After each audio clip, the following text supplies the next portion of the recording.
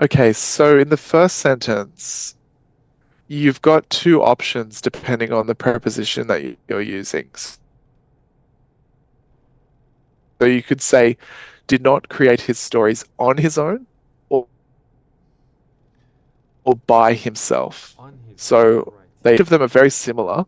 On his own effectively means did not create his stories alone. By himself is kind of whether or not he's accompanied by someone else in a process. To be by oneself. So Perfect. it's they're just different kind of ways of focusing our attention. Yeah. Um, but it's the preposition by which leads into by himself. It would have to be on his own.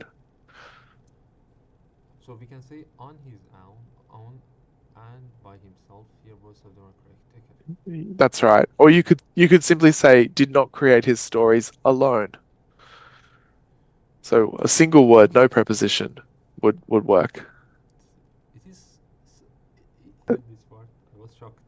I think it's a really interesting thing about Shakespeare is that most of the stories, the general kind of stories that he was telling, come from somewhere else.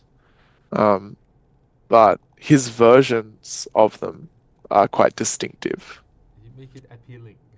Yeah, that's right. And that's what that final sentence is about. Shakespeare's plays are not just copies of his sources, but masterpieces of his own. So we start the paragraph by pointing out actually, he never worked alone. He was working with other people's stories. And in fact, he was part of a group of people collaborating because they were creating things for performance as well. But when it comes down to it, he didn't just copy other people's stories. Yes, he used them, but he didn't copy them. Exactly. And also, as we, No, he only wrote plays and poems. oh, plays and poems. Okay. Yeah. No He novels. he didn't write novels. In fact, I don't think novels as we know them really existed at that point. So most of his great works were to be performed on stage as plays, stage plays. Um, but he's also celebrated for some of his poetry, his sonnets. So Um, when you said plays, all of them were on a stage. they were for the stage, yeah. Okay, for They the were stage. performed, yeah. He was getting a lot of money. Okay. I don't think so. I think he was probably a relatively successful playwright, but I don't know if he was rich. Rich. Okay. Yeah. I Okay. don't think that that kind of work was valued that much. But he did great job. I've read some of his works. I don't know. Maybe it's my opinion. I think so. I think so. Yeah. So and oh, let me hear at this context. I think it could. Yeah. So why I he think used Outlook? I don't know because I think they're near synonyms. I think outlook versus perspective. It's a tough one. What the distinction is there. Um, I think. so can we say that okay, in my philosophical outlook, it is better to increase the number of students at the University of Sydney, for example. Is, that can be correct? Is it a correct sentence? Hmm, I think. I Or think is in it my some general ways. knowledge? I think in some ways, outlook would be yeah your general attitude or way of orienting yourself, whereas perspective might be I I look at this particular problem from a from the perspective that I'm drawing on. Um, No, I got your point. yeah, they're roughly the same, and the other one that's similar is viewpoint. Hmm. Because in each case you're imagining a visual metaphor where you stand somewhere, and from where you stand, you can see things in a certain way.